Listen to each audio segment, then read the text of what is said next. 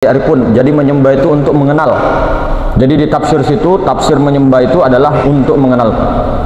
Illa liya'budun, menyembah itu tafsirnya adalah mengenalku. Illa liya'rifun. Jadi janganlah kita menyembah selain daripada Allah. Kitanya ini bahasa syariat. Kelihatannya kita yang menyembah. Padahal al-abidu wal ma'budu wahid. Yang menyembah yang disembah satu, esa. Tidak ada yang nyata melainkan Allah Ta'ala. Artinya yang menyembah atau yang memuji dia, yang mengenal dia adalah dirinya sendiri melalui tajalli wujudnya, yaitu Nur Muhammad sallallahu alaihi wasallam. Maka saudara-saudaraku yang dirahmati Allah Subhanahu wa taala, tiap-tiap segala sesuatu itu pasti akan binasa kecuali Allah. Apa itu Allah? Siapa itu Allah? Allah itu zat, sifat, asma dan af'al. Alif itu zat, lam awal itu sifat, lam akhir itu asma, ha itu adalah af'alnya. Makanya kenyataan Allah Subhanahu wa taala ada pada insan, tubuh, hati, nyawa, rahasia. Kenyataan Allah bukan Allah. Kenyataan Allah itu adalah wujud Allah. Jadi wujudnya Allah itu tubuh, hati, nyawa, rahasia itu Nur Muhammad. Itu Nur Muhammad. Maka yang wujudnya Allah itu, yang sebenar-benarnya wujudnya adalah Muhammad awal, Muhammad akhir, Muhammad zahir, Muhammad batin. Jadi jangan lagi syak, jangan ragu. Jangan pernah bergeser-geser keyakinan ma'rifat itu. Jadi seperti tadi, tiap-tiap segala sesuatu itu binasa kecuali Allah, kecuali zat Allah Subhanahu wa taala. Tidak akan binasa, kekal zat Allah. Jadi jangan pernah menuhankan selain daripada Allah. Jangan pernah menuhankan sesuatu. Jadi hanya kepada Allah sajalah kita kembali. Apanya mau dikembalikan? Apanya mau dikembalikan? Makanya semua mursyid-mursyid thariqah, semuanya metode-metode jalan itu untuk mencapai ma'rifat. Duduknya di dalam ilmu ma'rifat, bukan di ma'rifat, bukan di ilmunya saja, tapi duduk betul-betul di makom bako fana. Itu mutu kebelantam mutu. Matikan diri sebelum mati. Apanya mau dimatikan? Rasa keakuan kita aja yang ada, yang merasa ada. Makanya Allah Subhanahu wa taala itu sudah jelas terang, nampak, nyata. Kalau orang betul-betul memahami itu, maka dia paham bahwa dia itu, dirinya itu telah tiada dalam hakikat. Dia telah mati, tidak lagi diakui. Saya sudah mati nih mas, saya sudah mati egoku. Enggak begitu. Diam-diam saja sambil bicaranya pun bicara biasa di depan orang umum, itu bicaranya syariat. Kadang bercanda, kadang main gitar, kadang biasa-biasa aja orang-orang begitu. Tapi memang tarekat itu ada jalur sufi, ada yang jalur majzub, ada yang jalur malamatiyah. Kalau thariqah masyhur itu jalurnya sufi, adabnya ditekankan, tasawufnya bagus, adab-adabnya, akhlaknya bagus. Itu tasawuf sufi, tarekat sufi. Muktabaroh yang seperti Naksabandiyah, Sammaniyah, Khalwatiyah itu tarekat-tarekat sufi masyhur. Kalau tarekat mastur seperti Asroriyah, seperti Akmaliyah, tarekat Kubrawiyah, itu mastur. Ini tarekat-tarekatnya ini malamatiyah, tarekatnya malama. Jadi sanadnya itu ada ke Nabi Khidir, kemudian baginda Nabi SAW. Itu. Cuma memang tarekat mastur ini bisa berbaju sufi, bisa berbaju malamatiyah. Itu. Tapi kalau tarekat Nur Muhammad, jalur Nur Muhammad itu bisa tiga-tiganya. Bisa jalur majzubnya, tapi majzubnya itu sadar. Dalam keadaan dia sadar, majzub tapi sadar. Nah, kemudian jalur malamatiyah juga bisa. Jalur ini juga bisa, jalur sufi juga bisa. Maka jalur Nur Muhammad ini itu tiga style dia bisa pakai. Bisa tasawufnya agak-agak gangster tuh maksudnya malamatiyah. Jadi orang-orang itu melihat dia tuh pasti mencaci gitu. Jadi memang tujuannya dia memang begitu, menampakkan dia punya kejelekan-kejelekan kepada orang. Ada orang itu azan tiba-tiba dia pura-pura tidur, nanti pura-pura pergi ke kamar mandi, ternyata sholat dia. Ada yang begitu. Jadi jalur Nur Muhammad itu, jalur itu tiga-tiganya jalurnya bisa dilalui. Kalau jalur yang ini jalur yang tidak pernah belajar, jazbah, itu tiba-tiba ditarik oleh Allah Subhanahu wa taala. Kesadarannya ditarik, hilang kesadaran dirinya. Itu jalur jazbah itu. Tarikan. Maka kita itu betul-betul tahu di mana sih betul-betul pelajaran kita ini mau kemana. Memang semua metode itu untuk menghabiskan keakuan. Adam saja itu. Bagaimana keakuan ini akan betul-betul tidak ada lagi kisah kita di situ. Kesadaran kita itu sudah tidak ada lagi bahwa kita yang sadar. Ya, kita sadar secara syariat. Tapi kesadarannya kita ini, kitanya tiada, yang ada hanya Allah gitu. Jadi kesadarannya Allah Ta'ala menyaksikan nurnya, wujudnya, bukan kita. Jangan sampai kita ini kesadaran kita gitu. Jadi ketika berdoa semuanya itu dilakukan oleh Allah Ta'ala sendiri melalui Nur Muhammad, melalui dirinya. Jangan juga dikira Nur Muhammad itu lain. Memang lain, tapi tiada lain. Karena Nur Muhammad ini tidak boleh, tidak pas dikatakan Allah. Tapi dalam pandangan hakikat tiada lain, tiada lain. Dalilnya al-insanu sirru wa ana sirru. Insan itu rahasia aku dan aku rahasianya. Siapa yang berkata? Itu Allah Ta'ala loh dalam deskripsi. Insan itu Muhammad, Nur Muhammad itu loh. Allah Ta'ala sendiri yang mengakui itu. Tapi kok kita tidak mau sekali memberikan haknya Allah, mengembalikan hak Allah. Bagaimana caranya kita mati, Mas? Apakah harus dipotong dan sebagainya? Enggak. Makanya ada metodenya. Kalau di Thariqah Muktabar itu, tarekat masyhur seperti di Naqsabandi dan tarekat-tarekat lain, itu betul-betul pertama pembersihan kolbu sanubari dibersihkan, semuanya dibersihkan. Punya metode-metode tersendiri lah, kaifiat tata cara zikir dan sebagainya, supaya menghilangkan, membersihkan sifat-sifat mazmumah, sifat-sifat tercela, kemudian mengisi dengan sifat mahmudah. Barulah muncul rahasia-rahasia Allah Subhanahu wa taala. Di situ pun harus dipahami lagi. Setelah rahasia-rahasia itu muncul, ketika ada bisikan-bisikan, dia harus mentahqiq kepada guru mursyid ruhani, benar apa tidak. Jadi tidak hanya kita dapat bisikan-bisikan goib kemudian kita langsung percaya, langsung tidak. Percaya boleh, tapi tetap ditahqiq. Kecuali memang kita ini sendiri di gua, di hutan, tidak bisa kemana-mana, di pulau atau di penjara, tidak ada lagi orang. Nah, ini orang ulama Rasulullah Anbiya masih ada itu, masih banyak itu. Cuma kita aja yang malas mencari. Nah, ini bahasa syariatnya mencari, tapi diperjalankan Allah. Jadi betul-betul dipahami bagaimana, apa yang dilakukan, untuk apa gitu, tarekat-tarekat itu. Dipahami untuk apa. Semua ujung-ujungnya tarekat itu untuk mencapai fana wal baqo. Semuanya rata-rata itu untuk fana wal baqo. Setelah melewati proses pembersihan, godok, dicuci, disikat, ditempa dan sebagainya, sehingga muncullah kesadaran spiritual itu, sehingga muncullah pencerahan. Kemudian muncullah makom-makom yang selanjutnya, makom muraqabah, kemudian mukasyafah, baru musyahadah. Setelah musyahadahnya benar, dapat rasanya kesadarannya, baru di makom fana. Fana itu hancur dirinya, lebur dirinya. Dirinya itu tidak ada lagi. Tidak ada lagi rasa dirinya. Adanya dirinya karena adanya Allah gitu. Melihatnya dirinya tiada yang melihat itu Allah. Dia sadar ke situ. Jadi habis rasa keakuan dirinya gitu. Habis rasa penglihatannya. Dia sadar meleburkan bahwa ini penglihatan Allah. Dia sadar bahwa ini yang mendengar Allah. Dia sadar bahwa ini yang berkata-kata, berkalam itu Allah. Dia sadar bahwa yang berkuasa itu Allah. Dia sadar yang berkehendak itu Allah.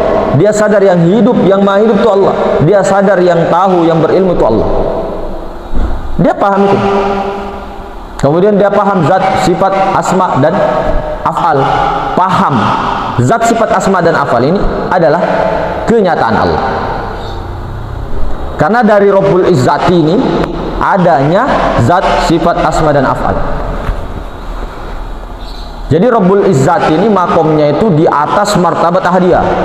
Di atasnya harus satu syaratnya, diam. Sudah, yang penting cukup yakin, cukup tahu bahwa di atasnya maha ruang. Di atas zat Allah itu ada Rabbul Izzat, cukup tahu, diam. Kenapa? Kenapa harus diam? Hah? Kenapa?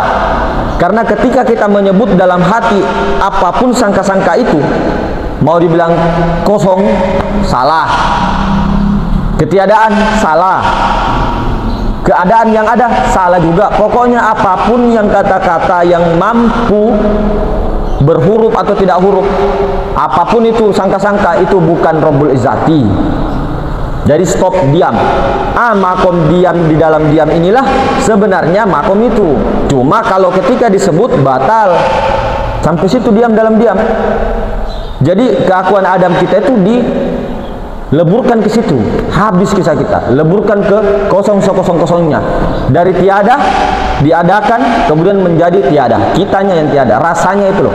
Jadi yang ada hanya Allah Ta'ala. Maka yang nampak semuanya adalah tiada lain daripada sifat kuasanya Allah, sifat hidupnya Allah, sifat tahunya Allah, sifat-sifatnya Allah semua. Nur Muhammad sifat wujudnya itu Nur Muhammad, tiada lain. Nur Muhammad itu Allah. Pada hakikatnya Nur Muhammad bukan Allah, tapi tiada lain. Nur Muhammad itu adalah kenyataan wujud Allah. Kenyataan wujud Allah bukan Allah, tapi tiada lain. Makanya di dalam ini ketika sudah betul-betul tahu sebenarnya kunci-kunci semua ini yang kita jelaskan di konten itu ada di Kholwat Nur Muhammad. Itu kuncinya, itu Kholwat Nur Muhammad. Semua kunci perbendaharaan dari video pertama sampai awal itu kuncinya ada di situ. Itu kita istiqomah, satu saja kita pegang. Kalau mau untuk ilmu ma'rifat, ilmu tauhid, satu saja itu. Yang penting tahu teorinya. Teorinya untuk kajian di sini. Teorinya yang penting tahu sedikit. Praktek. Kalau praktek saja langsung, saya ini mau langsung praktek pakai tanpa teori, bukan ritualnya yang diinginkan, bukan bacaannya sebenarnya, bukan ini itunya tata caranya, enggak, kesadarannya. Jadi harus tahu dulu teorinya. Kalau praktek tanpa teori nihil juga. Ada juga orang teori banyak, praktek tidak ada. Jadi dua-dua, bos. Dua-duanya yang wajib, perlu diketahui. Jadi tidak sembarangan. Nah, seperti itu. Jadi sebenarnya 2-3 pelajaran, insya Allah itu paham. Insya Allah paham. Dipahamkan ini syariatnya, bahasa syariatnya ya, paham. Tapi hakikatnya ya Allah Ta'ala sendiri gitu loh, yang punya sifat alimun, sifat ilmu. Jadi jangan terlalu kaku. Ibarat kita maunya bicara tauhid terus, maksudnya ketika ada orang berbicara syariat kita skak, salah, kamu musyrik. Jangan. Tauhid itu di dalam. Jangan sampai kita juga ada rasa pengakuan bahwa kita sudah bertauhid. Nah, itu juga hijab loh. Hijab loh itu. Apalagi dengan mengingatkan orang baru kita saja sendiri kayak begitu. Maksudnya mendingan ke diri aja deh. Jadi jangan pernah mengingatkan orang. Ingatkan ke diri tapi bicara dengan orang. Jadi niatnya hanya untuk diri, tapi bicara di depan orang itu tidak apa-apa. Tapi kalau niatnya untuk orang sudah salah, memang niatnya salah niat. Jadi perbaiki niat setelah itu diperbaiki niatnya. Niatnya pun aku usulinya di situ, aku niatnya situ, akunya Allah melalui kenyataannya Nur Muhammad, bukan kita. Jadi memang kita tidak ada lagi bilang mandi dimandikan, sholat disolatkan. Bukan berarti kita dipegangkan tangan kita ini baru diangkat tangan Allahu Akbar, dipegangkan sama misal dipegangkan oleh bambus di belakang Allahu Akbar. Tidak mungkin kan? Bukan itu yang dimaksud bambus yang sholatkan saya atau Bang Golis. Bukan itu. Bukan. Jadi perlu dipahami itu. Pelan-pelan belajarnya. Kemudian biasa aja, pelan-pelan. Jangan terlalu, kita itu terlalu mengejar, mau semua dipahami konten-konten 1 sampai 200 ini, atau sampai 300, mungkin 400, 500 konten. Apa kitab-kitab dipahami? Tidak perlu itu. kecuali memang orang-orang yang punya tugas tertentu dan dia memang itu sejak masa dulu-dulunya itu memang dia sudah mulai dasar untuk kaidah-kaidah nahwu, sorof, kemudian ilmu tasawuf, ilmu akidah, dia kuasai itu. Dia memang punya tugas itu untuk bagaimana menyelamatkan umat, untuk sebagai bagaimana memberikan kepahaman kepada umat. Ini bahasa syariat ya. Jadi memang dia kemana-mana mencari guru-guru dan sebagainya. Bukan guru-guru hanya ilmu ma'rifat saja tauhid, tapi syariat. Guru-guru toriko, di mana guru toriko, mursyid toriko, di sana diambil, ambil berkahnya, sampai 7 toriko, 10 toriko. Tidak jadi masalah. Memang begitu tugasnya. Nah, tapi kalau kita yang sudah umur 50 ini, 60, fokus saja satu saja, itu pegang itu. Pegang sudah itu. Bukan kita mengajarkan, tidak. Makanya betul itu kata orang tua kita, untuk apa belajar sama orang? Untuk apa? Takutnya nanti itu khawatirnya orang tua kita, takutnya dia sendiri tidak paham atau kita sendiri diputar-putarkan. Dia sendiri tidak paham, kita diputar-putarkan, dia juga terputar. Jangan sampai salah. Jadi memang betul-betul ketika kita belajar, kelihatannya kita mengajar, mentalkin, itu bukan kita, jangan lihat. Jadi itu juga kita sediakan kendaraan saja. Ini loh motor, kamu naiki sendiri, jalan sana sudah, jalan. Tidak usah nengok-nengok ke belakang, jalan aja. Nur Muhammad gurunya, mursyid Rabbani, Nur Muhammad itu Allah, tiada lain daripada Allah, kenyataannya kok. Kenapa mau takut? Jalan aja, perbanyak salawat. Nanti kalau ada bisikan-bisikan apa atau apa bagaimana, bilang aja. Nah, tapi nanti kalau sudah tahu betul-betul yang mana nurani, yang mana akal dan sebagainya, tergantung dari kesadaranmu di mana di situ. Ketika kalam-kalam itu muncul, kesadaran kita di mana itu? Kita terkesima dengan zikir-zikir kalam-kalam yang ada itu, atau kita betul-betul lenyap di situ, sadar penyaksian Allah dengan Muhammad. Maksudnya penyaksian Allah menyaksikan, Muhammad yang disaksikan. Jadi Allah menyaksikan dirinya sendiri. Jadi tidak ada terjadi dialog, misal masih antara aku dan Allah. Berarti masih ada dua itu. Itu bukan Allah itu. Bukan. Kalau masih ada dua suara, ada kita, ada Allah berdialog, baku tanya-tanya, enggak itu. Allah tuh Maha Tunggal kok. Orang yang sudah sadar lebur di situ hanya Allah sendiri yang berbicara dengan dirinya. Enggak ada dua dialog. Terjadi dialog begitu. Jadi kalaupun ada kisah-kisah para wali dulu berdialog begini dan sebagainya, itu dikias dulu bagaimana ceritanya, dicari tahu dulu. Jadi betul-betul bagaimana, marilah kita semua bangkit. Jadi tidak ada guru dan murid, tidak perlu saya begini, panggil biasa saja, nama saya Rahmat. Tidak perlu panggil tuan guru dan sebagainya, biasa saja. Saya juga akan memanggil begitu. Jadi ketika ada orang komplain, misal jangan panggil saya tuan guru, jangan panggil saya bunda guru, ya saya tergantung bagaimana Anda memanggil saya. Antum memanggil saya, antum manggil saya tuan guru, ya saya panggil juga tuan guru begitu. Panggil bang aja bang, bang bagus malah bang. Jadi kita bersahabat gitu loh, bersahabat. Ya meskipun memang ada yang ditalkin, itu di dalam hati saja, tidak usah dizuhirkan, ataupun ya biasa-biasa saja. Jadi saudara gitu, saudara kita sama-sama. Jadi sama-sama kita. Karena kalau seseorang itu hanya menganggap orang itu sebagai mursyid ataupun penuntun, ketika dia tidak lagi mempunyai ilmu atau habis digarap ilmunya, si salik ini sudah pergi, meninggalkan itu. Kalau saudara tidak ada istilah saudara. Saya mau anu dulu bang ya, saya mau dulu anu dulu tuan guru, saya mau pamit belajar di sana, silakan. Itu tidak jadi masalah. Maksudnya begini loh, ketika kita bersaudara itu tidak ada istilah pamit-pamitan gitu. Sampai seumur hidup, sampai selama-lamanya, abadan-abadan kita tetap bersaudara. Jadi tidak ada istilah guru murid. Itu hanya syariat saja. Syariat saja itu. Cuma memang jangan tinggalkan syariat, betul itu. Cuma kalau sama saya, kalau biasa aja, ngomong nama aja Rahmat begitu loh. Biasa sama. Saya juga ngomong begitu. Jadi begitu, mungkin begitu saudara. Lebih dan kurangnya wabillahi taufiq wal hidayah. Assalamualaikum warahmatullahi wabarakatuh.